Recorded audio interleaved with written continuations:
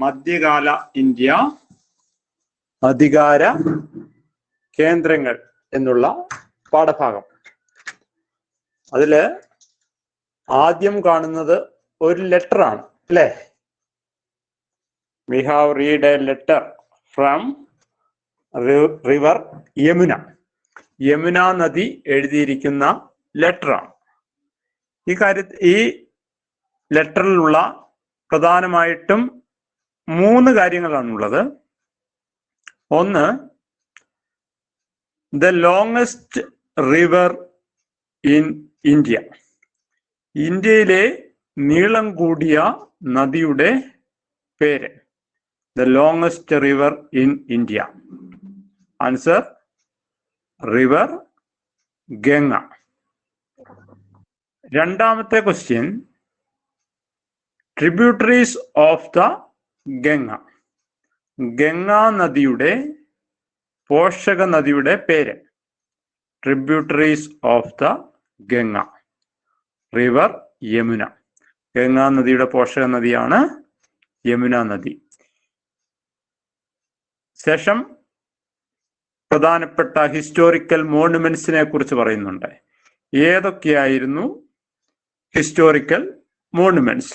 ഡൽഹിയിൽ നിലനിന്നിരുന്ന ചരിത്ര സ്മാരകങ്ങളുടെ പേരുകളാണ് പറയുന്നത്.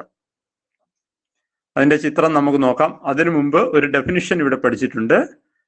എന്തായിരുന്നു ക്വസ്റ്റ്യൻ?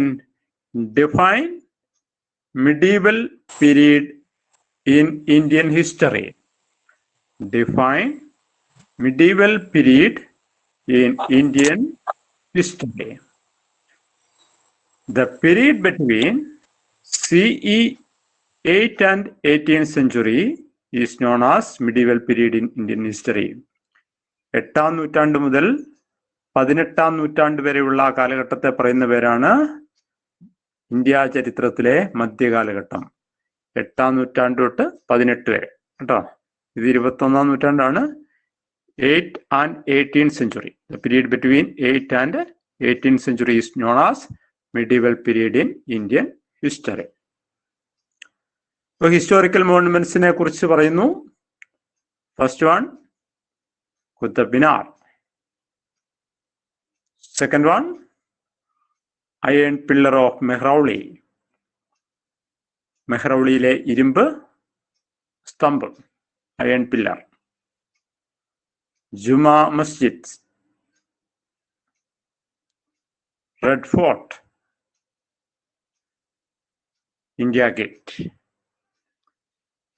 ഇത്രയുമാണ് ഹിസ്റ്റോറിക്കൽ മോണുമെന്റ്സ്. അതിനുശേഷം പറഞ്ഞത് ജിയോഗ്രാഫിക്കൽ ഫീച്ചേഴ്സ് ഓഫ് ഡൽഹി.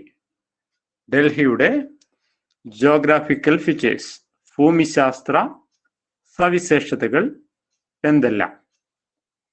ഒന്നാമത്തേത് Aravalli mountain range, Indo Gangetic plain, Yamuna river, Delhi. ഇത് നിങ്ങളുടെ ടെക്സ്റ്റിലുള്ള മാപ്പാണ്. ആ മാപ്പിനെ വിശദമാക്കുകയാണ്. ഒന്നാമത്തേത് Indo Gangetic plain, Sindhu Ganga സമതലം. Indo Gangetic plain. The fertility of the region has been favorable for agricultural progress. നിങ്ങൾ മ്യൂട്ട് ആക്കിക്കണം കേട്ടോ. സ്ക്രീനിൽ തൊട്ടിട്ട് മൈക്ക് മ്യൂട്ട് ചെയ്യുക. ചോദിക്കുമ്പോൾ മാത്രം ഓണാക്കാവും.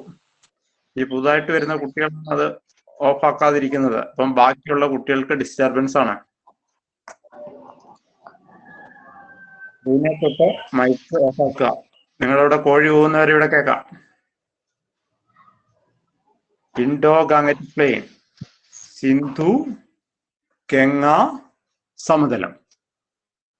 The fertility of the region has been favorable for agricultural progress. ഈ പ്രദേശത്ത് കാർഷിക പുരോഗതിയെ സഹായിച്ചു. 2, mountain ranges helped to resist the invasions of enemy. ശത്രുക്കളുടെ ആക്രമണത്തിൽ ഡൽഹിയെ സംരക്ഷിച്ചു. ആരവല്ലി പർവ്വതനിര ശത്രുക്കളുടെ ആക്രമണത്തിൽ നിന്ന് ഡൽഹിയെ സംരക്ഷിച്ചു. 3. The massive rock of this mountain range supplied the stones for the construction of forts and buildings. Massive rock of this mountain supplied the stones for the construction of forts and buildings. ഡൽഹിയിലെ കൊട്ടാരങ്ങളും ഇടങ്ങളും ഒക്കെ ഉണ്ടാക്കാൻ ആവശ്യമായ കല്ലുകൾ ആരവല്ലി പർവ്വതനിരയിലെ പാറക്കൂട്ടങ്ങളിൽ നിന്നായിരുന്നു ിരുന്നത്. ഡൽഹിയിലെ നമ്മൾ കണ്ട ഹിസ്റ്റോറിക്കൽ മോണുമെന്റ്സ് ഇല്ലേ, ചരിത്ര സ്മാരകങ്ങൾ, ഇവയൊക്കെ നിർമ്മിച്ചത് ആരവല്ലി പർവ്വതനിരയിലെ കല്ലുകൾ കൊണ്ടാണ് എന്നാണ് അർത്ഥം. 4ാമത്തേത് ലാസ്റ്റ് പോയിന്റ് ആണ്. The river Yamuna facilitated water transportation and ensured enough water supply for Delhi. ജലഗതാഗതത്തെ സഹായിച്ചതിനോടൊപ്പം ഡൽഹിക്ക് വേണ്ടിയ ജലലഭ്യതയും ഉറപ്പുവരുത്തി. യമുന നദിയുടെ സാന്നിധ്യം ജലഗതാഗതത്തെ സഹായിച്ചതിനൊപ്പം, ജലഗതാഗതം എന്ന് പറഞ്ഞാൽ കപ്പൽ യാത്ര, ബോട്ട് യാത്രയൊക്കെയാണ് വാട്ടർ ട്രാൻസ്പോർട്ടേഷൻ. അടുത്തത് എൻഷുവേർഡ് ഇനഫ് വാട്ടർ സപ്ലൈ, ഡൽഹിക്ക് വേണ്ട ജലം, ആളുകൾക്ക് ആവശ്യമായ വെള്ളമൊക്കെ യമുന നദി പ്രദാനം ചെയ്തു. ഇത്രയുമാണ് നിങ്ങളുടെ ഈ ജിയോഗ്രാഫിക്കൽ ഫാക്ടേഴ്സ്, ഡൽഹിയുടെ ജിയോഗ്രാഫിക്കൽ ഫാക്ടേഴ്സ്. അവിടെ ഒരു ചോദ്യം ടെക്സ്റ്റ് ബുക്കിലുണ്ട്. What were the geographical factors that motivated the rulers to opt Delhi as the center of their power? എന്തെല്ലാം ഭൂമിശാസ്ത്ര കാരണങ്ങൾ കൊണ്ടാണ് ഡൽഹിയെ ഭരണാധികാരികൾ അധികാര കേന്ദ്രമായിട്ട് തെരഞ്ഞെടുത്തത്? നമ്മൾ പറഞ്ഞ 4 കാര്യങ്ങളാണ്. ഏതൊക്കെയാണ് 4 കാര്യം? Delhi is situated in the Indo-Gangetic plain. Delhi സ്ഥിതി ചെയ്യുന്നത് Sindhu Ganga സമതലത്തിലാണ്. The fertility of the region has been favorable for agricultural progress. ഇവിടുത്തെ ഈ സിന്ധു ഗംഗാ സമതലം ആ പ്രദേശത്തെ ഫലപുഷ്ടത കാർഷിക പുരോഗതിയെ സഹായിച്ചു. ആരവല്ലി മൗണ്ടൻ റേഞ്ചസ്, അതിദേവ് ഓഫാക്കണം mic. Okay sir. Aravalli mountain ranges helped Delhi to resist the invasions of enemy. ശത്രുക്കളുടെ ആക്രമണത്തിൽ നിന്ന് ആരവല്ലി പർവ്വതനിര ഡൽഹിയെ സംരക്ഷിച്ചു. The massive rock of this mountain range supplied the stones for the construction of forts and building. ഡൽഹിയിലെ പാറക്കൂട്ടങ്ങൾ എന്ന് പറഞ്ഞ നിന്നാണ്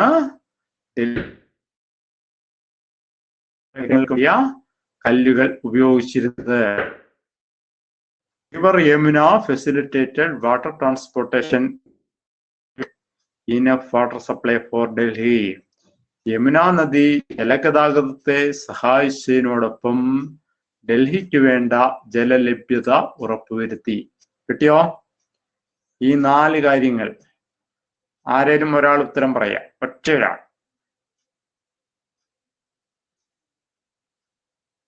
mic on ആക്കിയിട്ട് ഉത്തരം പറയാം.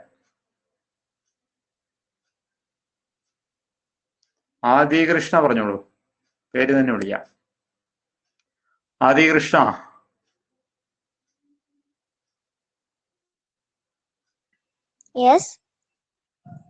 ഈ 4 പോയിന്റ് കിട്ടിയോ? Okay. Delhi as A seat of power. Delhi അധികാര കേന്ദ്രമാവുകയാണ്. It was under the Tomar kings, who were Rajputs, that Delhi first became a seat of power in CE 8th century. എട്ടാം നൂറ്റാണ്ട് ആദ്യമായിട്ട് അധികാര കേന്ദ്രമാവുന്നത് ആ കാലഘട്ടത്തിലാണ്. It was under the Tomar kings. Tomar രാജവംശം അല്ലെങ്കിൽ തൊമര രാജവംശങ്ങളുടെ കാലത്താണ് ഡൽഹി അധികാര കേന്ദ്രമാവുന്നത്. Who were Rajput. രാജ്പുത് എന്ന് പറഞ്ഞാൽ രജപുത്ര വിഭാഗത്തിൽപ്പെടുന്നവർ. രാജ്പുത് രജപുത്ര വിഭാഗത്തിൽപ്പെടുന്ന തോമാർ കിങ്സ് ആണ് ഡൽഹി ആദ്യമായിട്ട് അധികാരം സ്ഥാപിക്കുന്നത്. Back then Delhi was known as Dhillika. ഡൽഹിയുടെ പഴയ പേര് അല്ലെങ്കിൽ ഒറിജിനൽ പേരെന്തായിരുന്നു? ദില്ലിക എന്നായിരുന്നു. Delhi is also known as Dhillika. Following the Tomars. തോമാസിനെ തുടർന്ന് ചൗഹാൻ ഡൈനാസ്റ്റി റൂൾഡ് ഡൽഹി. ഡൽഹി ഭരിച്ച രാജവംശമാണ് ചൗഹാൻ രാജവംശം. ചൗഹാൻ രാജവംശം.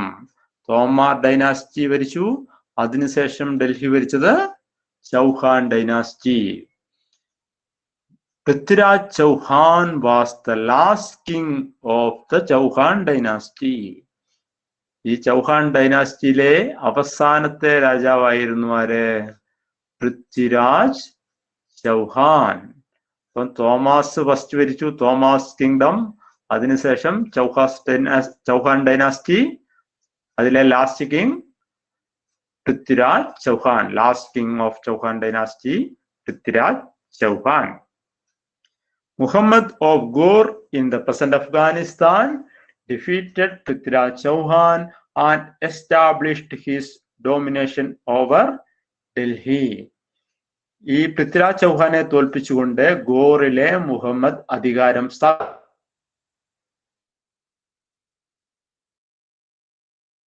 അധികാരിയായ മുഹമ്മദ് അധികാരം സ്ഥാപിക്കുന്നു. അപ്പം ഡൽഹിയിൽ ഇപ്പോൾ എത്ര സാമ്രാജ്യം വന്നു? നന്ദനാസിയസ്. ഇപ്പം ഡൽഹിയിൽ എത്രാമത്തെ സാമ്രാജ്യമാണ്?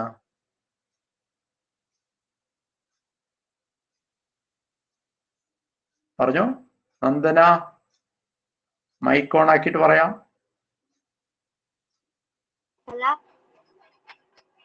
എത്രാമത്തെ സാമ്രാജ്യമാണ് ഡൽഹിയിൽ?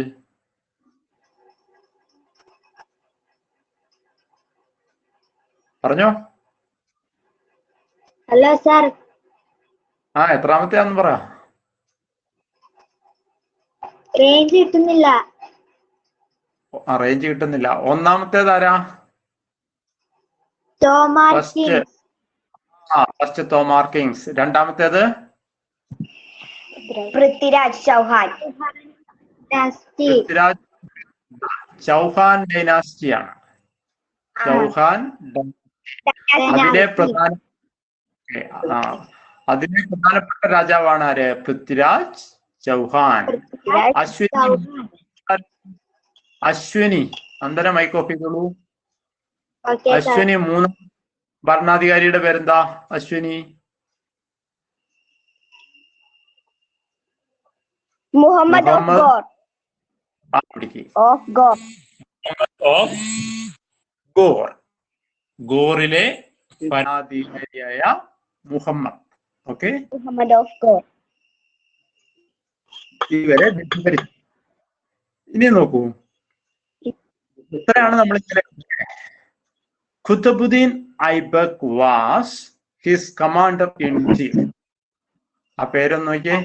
ഖുത്ബുദ്ദീൻ ഐബക്. മ്യൂട്ട് ആക്കണേ, സ്ക്രീൻ മ്യൂട്ട് ചെയ്യുക. Qutbuddin Aibak was his commander in chief.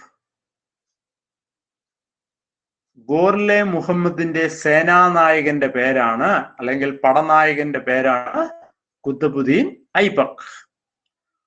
After the death of Muhammad of Gorr, മുഹമ്മദിന്റെ മരണശേഷം അല്ലെ ഗോറിലെ മുഹമ്മദിന്റെ മരണശേഷം Qutbuddin established his rule in 1206 with Delhi as the seat of power. Qutbuddin established his rule in CE 1206 with Delhi as the seat of power.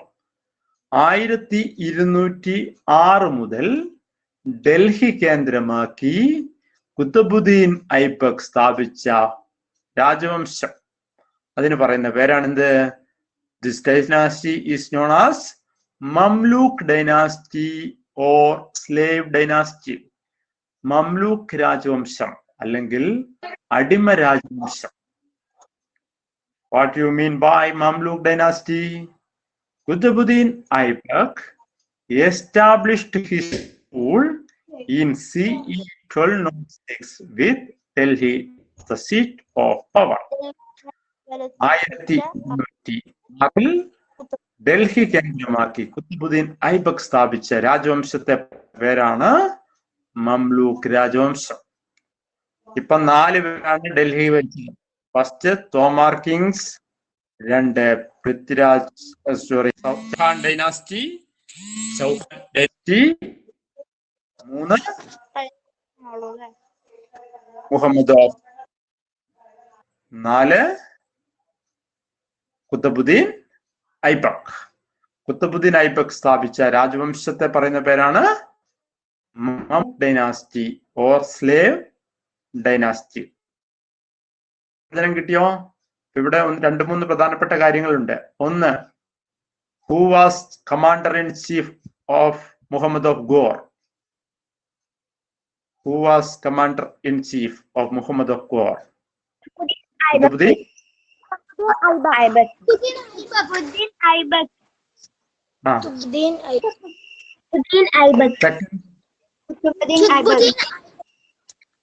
Who was the ruler of?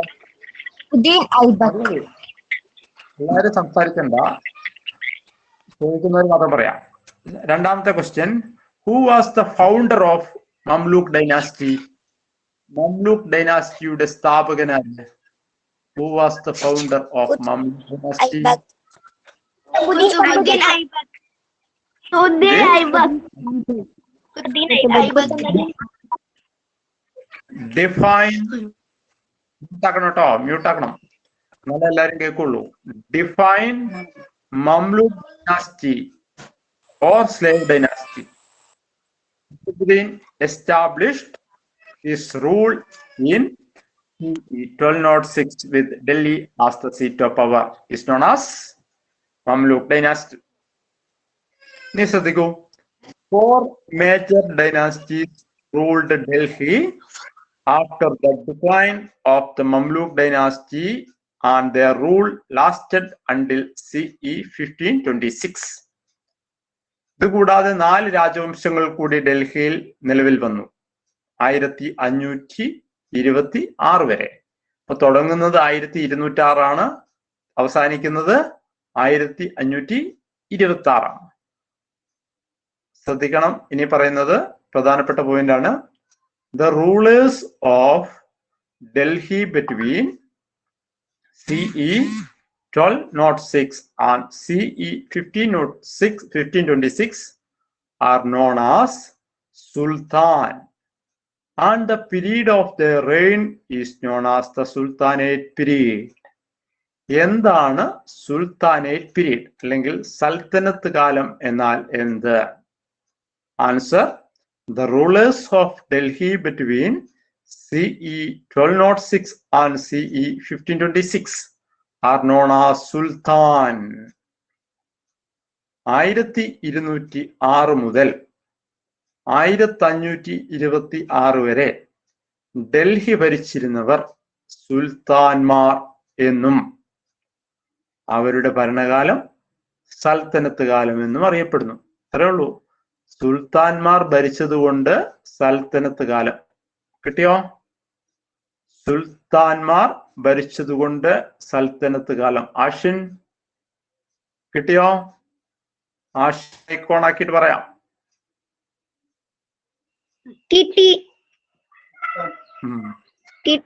Rulers of Delhi between CE 1206 and CE 1526 are known as Sultan, and the period of their reign is known as the Sultanate period. സുൽത്താൻമാർ ഭരിച്ചതുകൊണ്ട് സൽത്തനത്ത് കാലം എന്നറിയപ്പെടുന്നു. അപ്പം define sultanate period എന്ന ഒരു next question വരികയാണ്. എന്താണ് സൽത്തനത്ത് രാജവംശം? The rulers of Delhi between CE 1206 and CE 1526 are known as Sultan and the period of their reign is known as the Sultanate period. 1206 മുതൽ 1526 വരെ ഡൽഹി ഭരിച്ചിരുന്നത് സുൽത്താൻമാരായിരുന്നു. അതുകൊണ്ട് ആ കാലം സൽത്തനത്ത് കാലം എന്ന് അറിയപ്പെടുന്നു. നെക്സ്റ്റ്,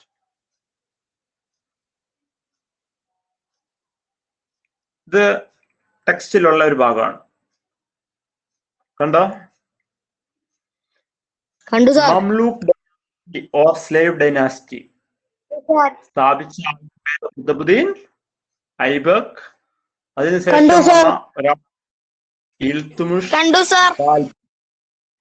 ഇൽതുമിഷ് ബാൽബൻ. മംലൂക്ക് ഡൈനാസ്റ്റിക്ക് ശേഷം ഗൽജി രാജവംശം. ഗൽജി ഡൈനാസ്റ്റി, രാജാവിന്റെ പേര് അലാവുദ്ദീൻ ഗൽജി. പിന്നീട് വരുന്നത് തുഗ്ലക് ഡൈനാസ്റ്റി. രണ്ടുപേരുണ്ട്, Muhammad bin Tughlaq and Firoz Shah Tughlaq. Next Sayyid dynasty, ഗിസർഗാൻ. Last Lodhi dynasty, Ibrahim Lodhi. ഇപ്പൊ ഫൗണ്ടർ മംലൂക്ക് ഡൈനാസ്റ്റി ആണെങ്കിൽ ലാസ്റ്റ് കിങ് ഓഫ് സൽത്തനത്ത് ഡൈനാസ്റ്റി. ഏതാണ് അവസാനത്തെ സൽത്തനത്ത് രാജവംശം? അവസാനത്തെ സൽത്തനത്ത് രാജവംശത്തിന്റെ പേര്?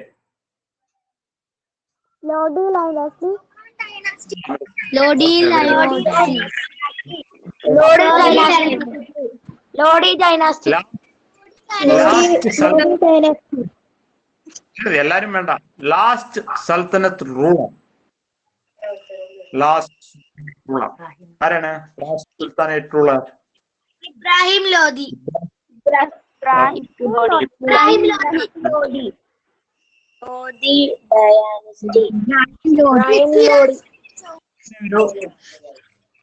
ടെക്സ്റ്റിൽ ഒരു മാപ്പിൽ ഇതേപോലൊരു കോളമില്ലേ?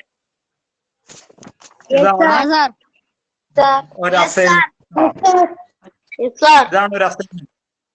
വളരെ സിമ്പിൾ ആണ്.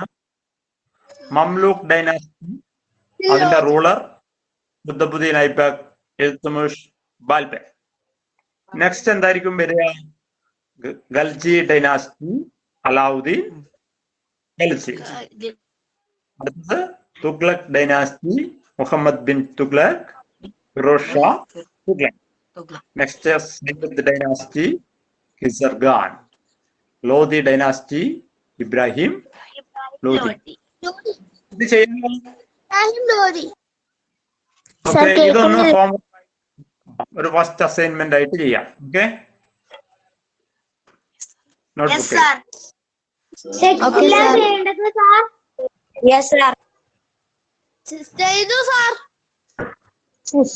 ഓക്കെ, ചെയ്തു സാർ.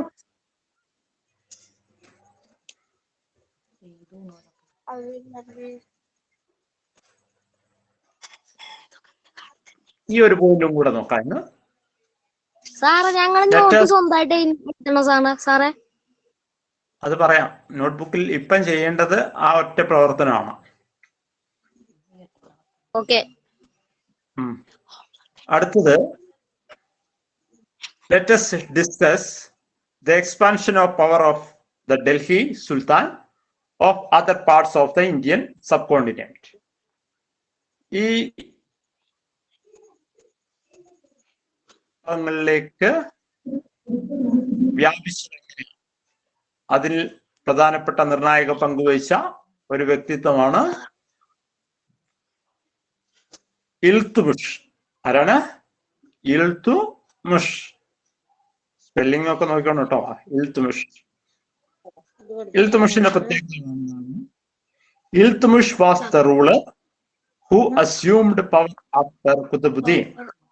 കുത്തുബുദ്ദീൻ ശേഷം ഭരണം നടത്തിയ രാജാവായിരുന്നു Iltutmish. Iltutmish was the ruler who assumed power after Qutbuddin. Okay, കുത്തുബുദ്ദീന് ശേഷം ഭരണം നടത്തിയ വ്യക്തി. Second, he conquered Multan, Lahore, Bengal etcetera. ആദ്യം ഡൽഹി മാത്രമായ സ്ഥലത്തില് ഇദ്ദേഹം എന്ത് ചെയ്തെന്നറിയോ? ഹി കോൺക്വേഡ്. കോൺക്വേഡ് എന്താ? കോൺക്വേഡ് അറിയോ? ആക്രമിക്കുക, പിടിച്ചടക്കുക. He conquered Multan, Lahore, Bengal etcetera. യുദ്ധത്തിലൂടെ മുൾട്ടാൻ, ലാഹോർ, ബംഗാൾ എന്നീ പ്രദേശങ്ങൾ കീഴടക്കി. ഈ മുൾട്ടാൻ, ലാഹോറും ഈ രണ്ട് സ്ഥലങ്ങൾ എവിടെയാ ഇപ്പം? ഏത് രാജ്യത്താന്ന് പറയാമോ? മുൾട്ടാൻ, ലാഹോർ? പാകിസ്ഥാൻ, ഇന്നത്തെ പാകിസ്ഥാനിലുള്ള സ്ഥലം കേട്ടോ. മുൾട്ടാൻ, ലാഹോർ, ഈ മൂന്ന് പ്രദേശങ്ങൾ ഇൽത്തുമിഷ് കീഴടക്കി. മൂന്നാമത്തെ, he introduced a uniform monetary system in the regions under his control. He introduced a uniform monetary system in the regions under his control. അദ്ദേഹത്തിന്റെ കീഴിലുള്ള പ്രദേശങ്ങളിൽ ഒരു മോണിറ്ററി സിസ്റ്റം, ഏകീകൃത നാണയ വ്യവസ്ഥ കൊണ്ടുവന്നു. ഇപ്പൊ ഇന്ത്യയുടെ നാണയം ഏതാ? ഇന്ത്യയുടെ ഔദ്യോഗിക നാണയം റുപ്പിയാണ് അല്ലെ? രൂപയല്ലേ? ഓക്കെ, ഇന്ത്യയുടെ നാണയം രൂപയല്ലേ? അമേരിക്കയുടെ ഏതാ? America, USA dollar.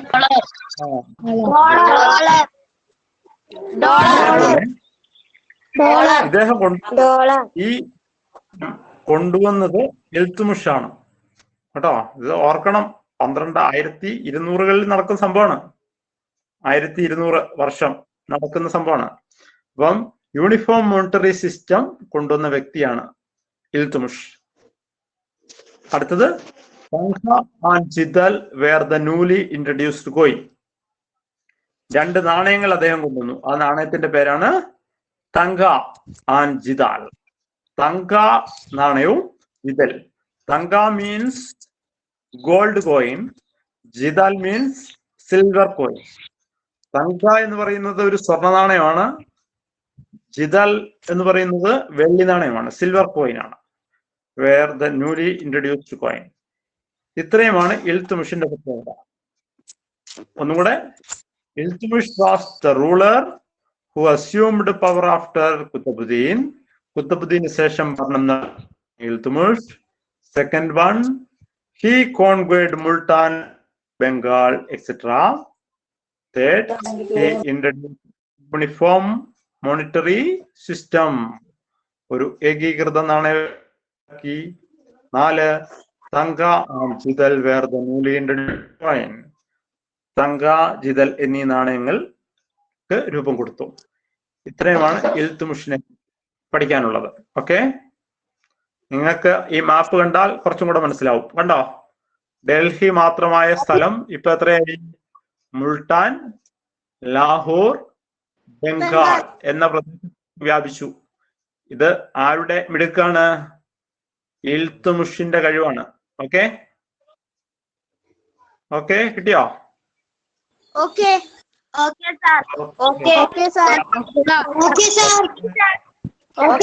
ഭാഗം, അവസാന ഭാഗത്തിലേക്ക്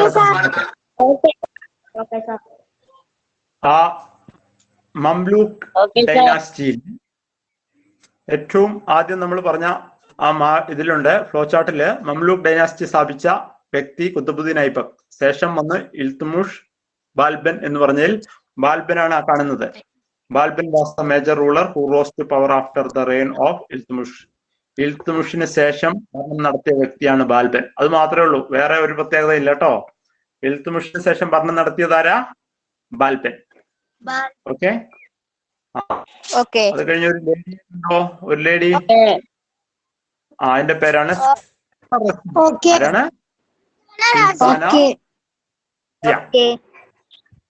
എല്ലാരും മ്യൂട്ടാക്കുക കേട്ടോ. ഓക്കെ, ലാസ്റ്റ് മതി, പറയുമ്പോ ചോദിക്കുമ്പോൾ മാത്രം മതി. Sultana Razia. Sultana Razia was the only woman ruler of the Delhi sultanate. Delhi രാജവംശത്തിലെ ഒരേ ഒരു വനിതാ ഭരണാധികാരി, ഒരു സ്ത്രീയെ ഭരിച്ചിട്ടുള്ളൂ.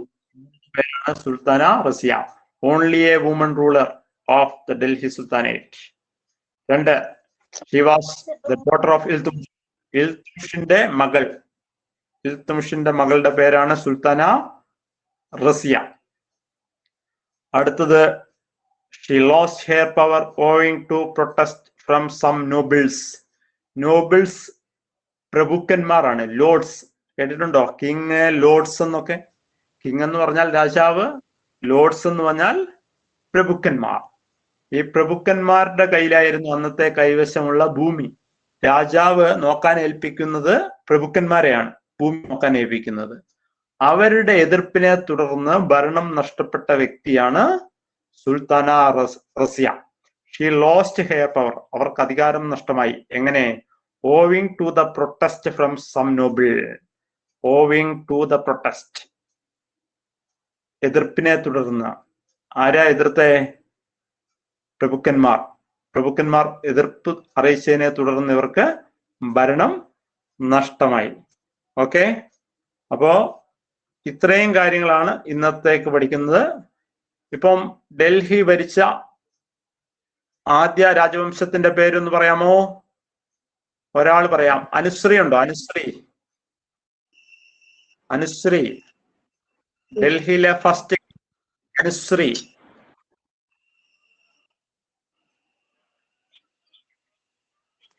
അൽഹാൻ. അൽഹാൻ പറയാമോ? അൽഹാൻ. കുത്തുബുദ്ദീൻ ഐബക്. ഡൽഹിയിലെ ഫസ്റ്റ് കിങ്ങിന്റെ പേര്, ആദ്യം ഡൽഹി ഭരിച്ച രാജവംശത്തിന്റെ പേരാ ചോദിച്ചത്. 8-ാം നൂറ്റാണ്ടിൽ ഡൽഹിയിലെ രാജാവിന്റെ പേര് ഏത് രാജവംശമായിരുന്നു? തോമാർ ഡൈനാസ്റ്റി. ഓക്കെ, തോമാർ. അത് കഴിഞ്ഞ് തോമാസിനെ തുടർന്ന് വന്നതാണ് ആര്? ചൗഹാൻ ഡൈനാസ്റ്റി. ചൗഹാനിലെ ലാസ്റ്റ് രാജാവ് പൃഥ്വിരാജ് ചൗഹാൻ.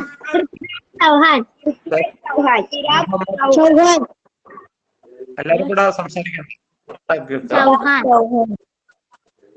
അതിനുശേഷം മുഹമ്മദ് ഓഫ് ഗോർ, അദ്ദേഹത്തിന്റെ കമാൻഡർ ഇൻ ചീഫ്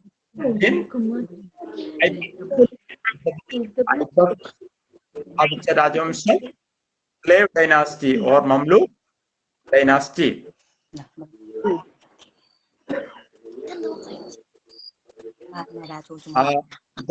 ഇതിനു ശേഷം ഇൽതുമിഷ്, ബാൽബൻ, സുൽത്താന റസിയ. ഇത്രയും കിട്ടിയോ? ഇനി നമ്മൾ നാളെ മറ്റേനാള് ഒരു 5:15 റെഡിയാവും കേട്ടോ.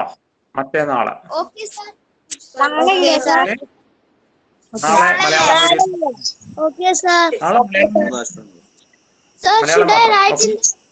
notebook. Okay, sir. Yeah, only one portion. Sir, should I write in the notebook? Okay, sir. Only one. Create the table based on the flow chart. Okay, sir. ഈ ഫ്ലോ ചാർട്ട് ഒന്ന് ചെയ്യാം. സാറേ ഇതേണ്ടത്. Okay sir. ഇത് മാത്രം. Should we write this in the notebook? Okay, sir. Should we write this in the notebook? Okay.